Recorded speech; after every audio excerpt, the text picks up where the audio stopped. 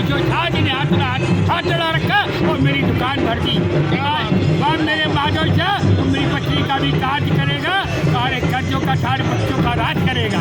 ये तुम्हारा राज हमेशा रहने वाला, ये कभी कोई नहीं काटने वाला।